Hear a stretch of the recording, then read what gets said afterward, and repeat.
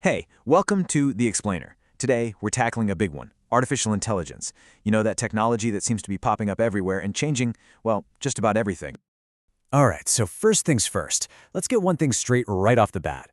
AI isn't magic. It's not some crazy, unknowable force. When you boil it all down, it's a process. And at the heart of that process is one simple idea: learning. So, okay, if it's not magic, then what is it, really? To get a solid handle on this, let's start with the textbook definition. It'll give us a good foundation to build on. Basically, we're talking about technology that lets machines do stuff that normally needs a human brain. You know, things like learning from experience, spotting patterns, and making decisions. It's all about teaching computers to think, learn, and decide in a way that, well, kind of looks like how we do it. And you know what? You're already using this stuff every single day. Think about it. When you say, hey, play my favorite song, your smart speaker isn't just a dumb machine playing a file. Nope, it's understanding your voice, it's learning your taste in music, and it might even be trying to predict your mood. That is AI at work right in your living room. Okay, so how do we even begin to build machines that can think? Well, it turns out the best inspiration, the original blueprint, is us. It's the human brain.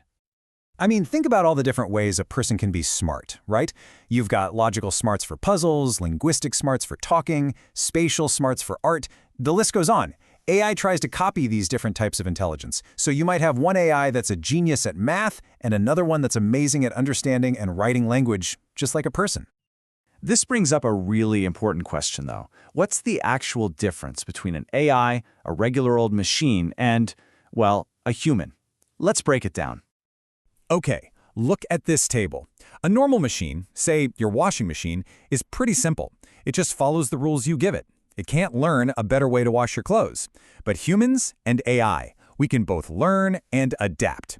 Now, check out that thinking process row. It says sometimes for AI. Why is that?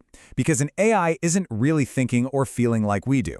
It's running incredibly complex calculations to simulate thinking, all to find the smartest possible solution. It's a crucial difference. So, how does this learning actually happen? Let's peel back the curtain a bit. You might be surprised to find out it's a pretty simple and elegant cycle. It really all comes down to three basic steps. First, you've got input. The AI gathers up data. Could be your voice, a photo, anything. Then comes processing.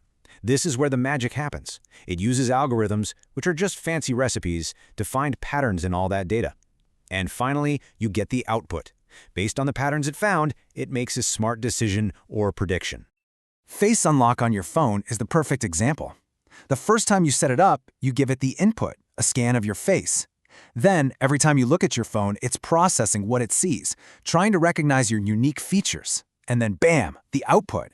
It makes a super fast decision to either unlock your phone or keep it locked. Input, process, output. Simple as that. Okay, so we've got the how down. Now let's talk about the where, because this isn't science fiction we're talking about. AI is already all around us, woven into the fabric of our daily lives. You can kind of think of AI like a giant toolkit with lots of specialized tools. You've got speech recognition, which is how Siri and Alexa get what you're saying. There's computer vision, the tech behind face unlock and even traffic cameras.